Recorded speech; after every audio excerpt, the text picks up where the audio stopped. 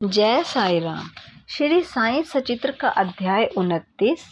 मद्रसी भजनी मेला, तेंदुलकर पिता व पुत्र, डॉक्टर कैप्टन हाटे और वामन नार्वेकर आदि की कथाएं। मद्रासी भजनी मेला। लगभग सन 1116 में एक मद्रासी भजन मंडली पवित्र काशी की तीर्थ यात्रा पर निकली। उस मंडली में एक पुरुष, उनकी स्त्री, पुत्री और साली थी। अभाग्यवश उनके नाम यहाँ नहीं दिए जा रहे हैं। मार्ग में यहीं कहीं उनको सुनने में आया कि अहमदनगर के कोपर गांव तालुका के शिरडी ग्राम में श्री साईं बाबा नाम के एक महान संत रहते थे, जो बहुत दयालु और पहुँचे हुए हैं। वे उदार हृदय और अहेतुक कृपा सिंधु हैं। वे प्रतिदिन अपने भक्तों को रुपया बांटता करते हैं। यदि कोई कलाकार वहां जाकर अपनी कला का प्रदर्शन करता है तो उसे पुरस्कार भी मिलता है। प्रतिदिन दक्षिणा में बाबा के पास बहुत रुपए इकट्ठे हो जाया करते थे। इन रुपए में से वे नित्य 1 रुपया भक्त कोंडांजी की 3 वर्षीय कन्या अमानी को, किसी को 2 रुपये से 5 रुपये तक, 6 रुपये अमनी की माँ जमली की, और 10 से 20 रुपये तक, और कभी कभी 50 रुपये भी अपनी इच्छानुसार अन्य भक्तों को दिया करते हैं। यह सुनकर मंडली शिरडी आकर रुकी। मंडली बहुत सुंदर भजन और गायन किया करती थी, परंतु उनकी भीतरी ध्येय तो द्रव्योपार्जन ही था। मंडली में 3 व्यक्ति तो बड़े ही लालची थे। केवल प्रधान स्त्री का ही स्वभाव इन लोगों से सर्वथा भिन्न था। उनके हृदय में बाबा के प्रति श्रद्धा और विश्वास देखकर बाबा प्रसन्न हो गए। फिर क्या था, बाबा ने उन्हें उसके इष्ट के रूप में दर्शन दिए, और केवल उसे ही बाबा सीतानाथ के रूप में दिखलाई दिए, जबकि अन्य उपस्थित लोगों को सामान्य ही अपने प्रिय इष्ट का दर्शन पाकर वह द्रवित हो गई तथा उसका कंठ रुद्ध हो गया और आंखों से अश्रुधारा बहने लगी। तभी प्रेमोन्मत्त हो वह ताली बजाने लगी। उसको एक प्रकार आनंदित देख लोगों को कौतूहल तो होने लगा, परंतु कारण किसी को भी ज्ञात नहीं हो रहा था। दोपहर के पश्चात उसने वह भेद अपने पति से प्रकट किया। बाबा के श्री राम स्वरूप में उसे कैसे दर्शन हुए इत्यादि उसने सब बताया। पति ने सोचा कि मेरी स्त्री बहुत भोली और भावुक है, अतः इसे राम का दर्शन होना एक मानसिक विकार के अतिरिक्त कुछ नहीं है। उसने ऐसा कहकर उसकी उपेक्षा कर दी कि कहीं यही भी संभव हो सकता है कि केवल तुम्हें ही बाबा के रूप में दिखे और अन्य लोगों को सदैव की भांति ही। स्त्री ने कोई प्रतिवाद नहीं किया, क्योंकि उसे राम के दर्शन जिस प्रकार उस समय हुए थे वैसा ही अब भी हो रहे थे। उसका मन शांत, स्थिर और संतुष्ट हो चुका था। आश्चर्यजनक दर्शन कि इसी प्रकार दिन बीत गए। एक दिन रात्रि में उसके पति को एक विचित्र स्वप्न आया। उसने देखा कि एक बड़े शहर में पुलिस ने गिरफ्तार कर रस्सी से बांधकर उसे कारावास में डाल दिया है। तत्पश्चात ही उसने देखा कि बाबा शांत मुद्रा में सिंकंचों के बाहर उसके समीप खड़े हैं। उन्हें अपने समीप खड़े देखकर वह गिड़गिड़ाकर कहने लगे कि आपकी कीर्ति सुनकर ही मैं आपके श्री चरणों में आया हूँ। फिर आपके इतने निकट होते हुए भी मेरे ऊपर यह विपदा क्यों आई? तब वे बोले, तुम्हें अपने बुरे कर्मों का फल अवश्य भुगतना चाहिए। वह पुनः बोला कि इस जीवन में मुझे अपने ऐसे कर्म की स्मृति नहीं जिसके कारण मुझे ये दुर्दिन देखने को मिला। बाबा ने कहा, यदि इस जन्म में नहीं तो गत जन्म में अवश्य कोई बुरा कर्म किया होगा। तब वह कहने लगा कि मुझे अपने गत जन्म की कोई स्मृति नहीं, परंतु यदि एक बार मान भी लूँ कि कोई बुरा कर्म हो भी गया हो तो आपके यहाँ होते हुए भी उसे भस्म हो जाना चाहिए, जिस प्रकार सूखी घास अग्नि द्वारा शीघ्र भस्म हो जाती है। बाबा ने पूछा, क्या तुम्हारा सचमुच ऐसा दृढ़ विश्वास है? उसने कहा, हाँ। बाबा ने उससे अपनी आंखें बंद करने को कहा, और जब उसने आंखें बंद की उसे किसी भारी वस्तु के गिरने की आहट सुनाई दी।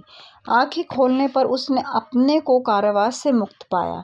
पुलिस वाला नीचे गिरा पड़ा है तथा उसके शरीर से खून प्रवाहित हो रहा है। यह देखकर वह अत्यंत भयभीत दृष्टि से बाबा की ओर देखने लगा। तब बाबा बोले कि अब तुम्हारी अच्छी तरह खबर ली जाएगी। पुलिस अधिकारी अभी आएंगे और तुम्हें गिरफ्तार कर लेंगे। तब वह गिड़गिड़ाकर कहने लगा कि आपके अतिरिक्त मेरी रक्षा और कौन कर सकता है? भगवान मुझे किसी प्रकार बचा लीजिए। तब बाबा ने फिर उससे आंखें बंद करने को कहा। आंखें खोलने पर उसने देखा कि वह पूर्णतः मुक्त होकर सिंचों के बाहर खड़ा है और बाबा भी उसके समीप ही खड़े हैं। तब वह बाबा के श्री चरणों पर गिर पड़ा। बाबा ने पूछा कि मुझे बताओ तो तुम्हारे इस नमस्कार और पिछले नमस्कारों में किस प्रकार भिन्नता है या नहीं? इसका उत्तर अच्छी तरह सोच कर दो। वह बोला कि आकाश और पाताल में जो अंतर है वही अंतर मेरे पहले और इस नमस्कार में है। मेरे पूर्व नमस्कार तो केवल धन प्राप्ति की आशा से ही थे, परंतु यह नमस्कार मैंने आपको ईश्वर जानकर ही किया है।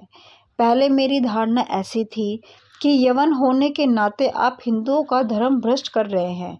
बाबा ने पूछा कि क्या तुम्हारा यवन पीरों में विश्वास नहीं? प्रत्युत्तर में उसने कहा। तब वे फिर पूछने लगे, क्या तुम्हारे घर में एक पंजा नहीं? क्या तुम ताबूत की पूजा नहीं करते? तुम्हारे घर में अभी भी एक काट बीबी नामक देवी है, जिसके सामने तुम विवाह तथा अन्य धार्मिक अवसरों की कृपा की भीख मांग करते हो। अंत में जब उसने स्वीकार कर लिया तो वे बोले, इससे अधिक अब तुम्हें क्या प्रमाण चाहिए? तब उनके मन में अपने गुरु श्री रामदास के दर्शन की इच्छा हुई।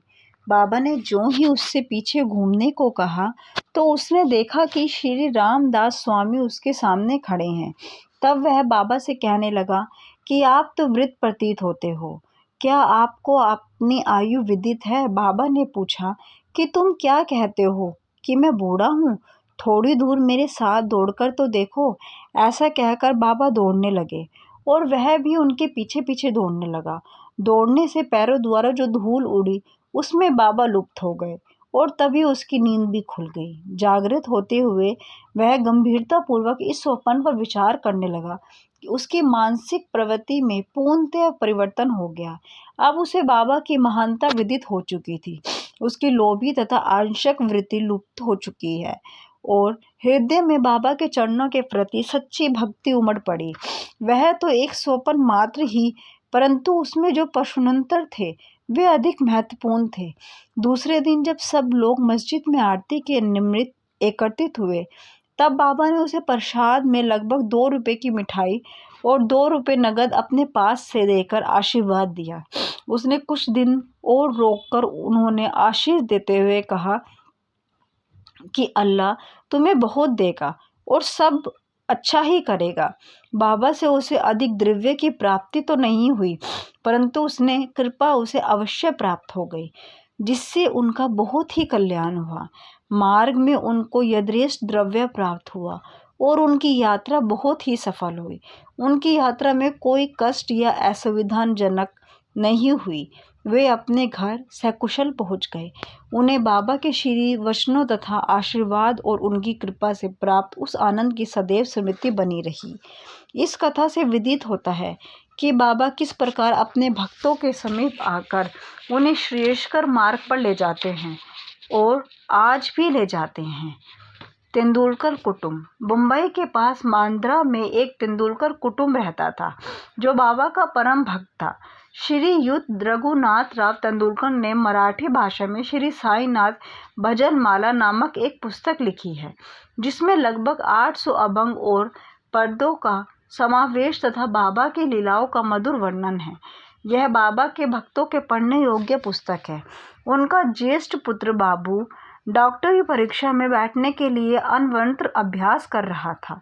उसने कई ज्योतिषियों को अपनी कुंडली दिखाई, परंतु सभी ने बतलाया कि इस वर्ष उसके ग्रह उत्तम नहीं हैं, किंतु अगले वर्ष परीक्षा में बैठने से उसे अवश्य सफलता प्राप्त होगी। उसे बड़ी निराशा हुई और वह अशांत हो गया। थोड़े दिनों के साथ उसने अपने पुत्र की निराशा तथा अशांति की बात भी बाबा से कही। उनके पुत्रों को कुछ दिनों के पश्चात ही परीक्षा में बैठना था। बाबा कहने लगे कि अपने पुत्र से कहो कि मुझ पर विश्वास रखे।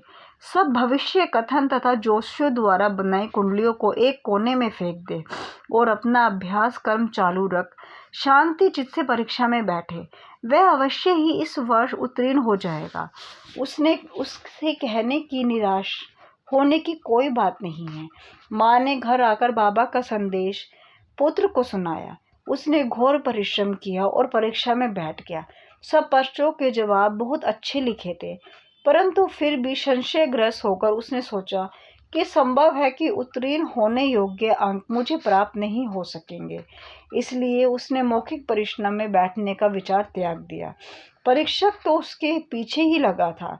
उसने एक विद्यार्थी द्वारा सूचना भेजी कि उसे लिखित परीक्षा में उत्तीर्ण होने लायक अंक प्राप्त है, अब उसे मौखिक परीक्षा में अवश्य ही बैठना चाहिए।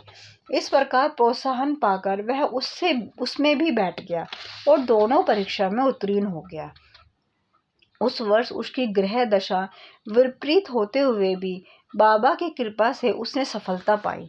यहाँ केवल इतनी ही बात ध्यान देने योग्य है। कष्ट और संशय की उत्पत्ति अंत में दृढ़ विश्वास में परिणित हो जाती है। जैसी भी हो, परीक्षा तो होती ही है, परंतु यदि हम बाबा पर दृढ़ विश्वास और श्रद्धा रखकर प्रयत्न करते रहें तो हमें सफलता अवश्य ही मिलेगी। इसी बालक के पिता रघुनाथ राव मुंबई की एक विदेशी व्यवसायी फर्म में नौकरी करते थे।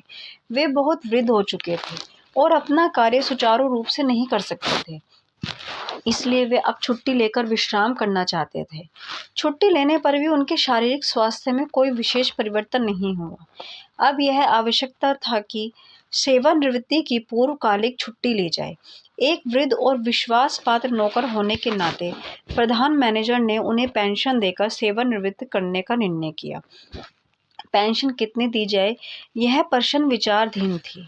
उन्हें 140 रुपये मासिक वेतन मिलता था। इस हिसाब से पेंशन हुई 65 रुपये, जो कि उनके कुटुंब के निर्वाह हेतु अपर्याप्त थी। इसलिए वे बड़े चिंतित थे।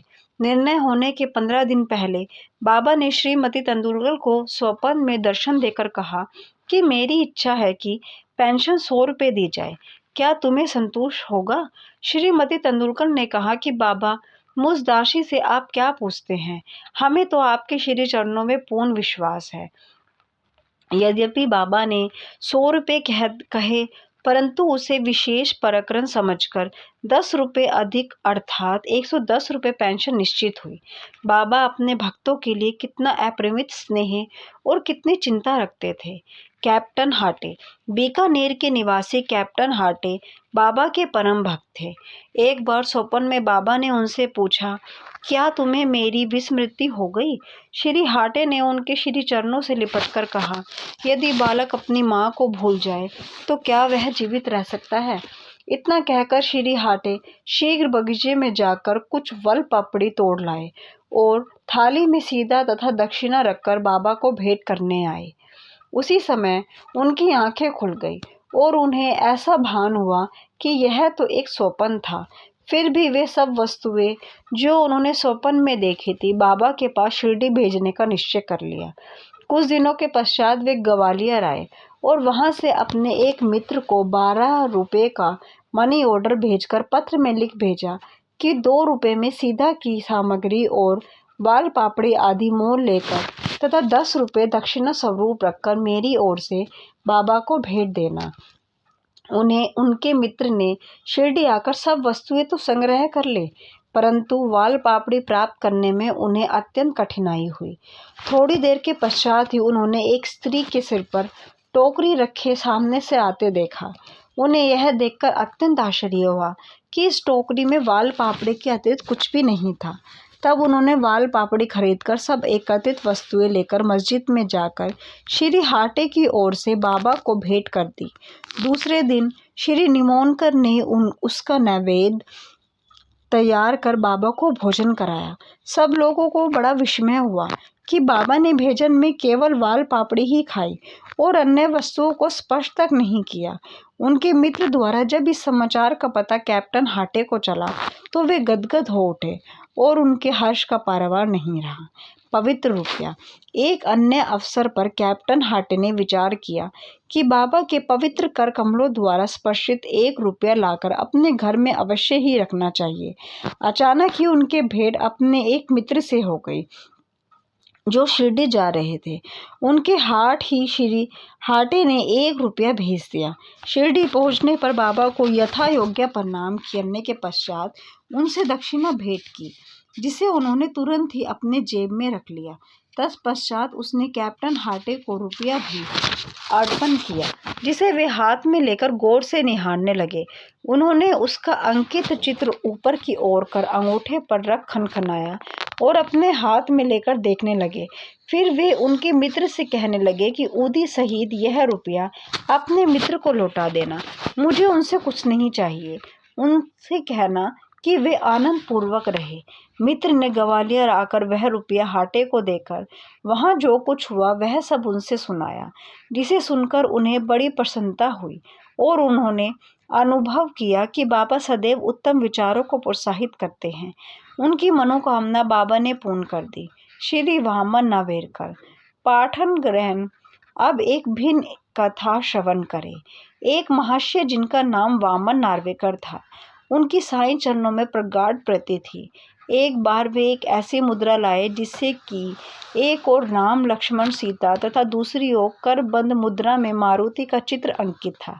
उन्होंने यह मुद्रा बाबा को इस अभिप्राय से भेंट की वे इसे अपने कर स्पर्श से पवित्र कर ऊदी सहित लौटा दे, परंतु उसने उसे तुरंत अपने जेब में रख लिया। श्यामा ने वामन राव की इच्छा बताकर उनसे मुद्रा वापस करने का अनुरोध किया। तब वे वामन राव के सामने ही कहने लगे, यह भला उनको क्यों लौटाई जाए, इसमें तो हमें अपने पास ही रखने चाहिए। यदि वे इसके बदले में 25 रुपये देना स्वीकार करें तो मैं इसे लौटा दूंगा। वह मुद्रा वापस पाने के हेतु श्री वामन राव ने 25 रुपये एकत्रित कर उन्हें भेंट किए। तब बाबा कहने लगे कि इस मुद्रा का मूल्य तो 25 रुपये से कहीं अधिक है। श्यामा, तुम इसे अपने भंडार में जमा करके अपने देवालय में प्रतिष्ठित कर इसका नित्य पूजन करो। किसी का साहस ना था कि वे यह पूछ ले कि उन्होंने ऐसी नीति क्यों अपनाई। यह तो केवल बाबा ही जाने किसके लिए कब और क्या उपयुक्त है। जय साई राम, जय साई राम। श्री सद्गुरु साईनाथ परमस्तु। शुभ भवन।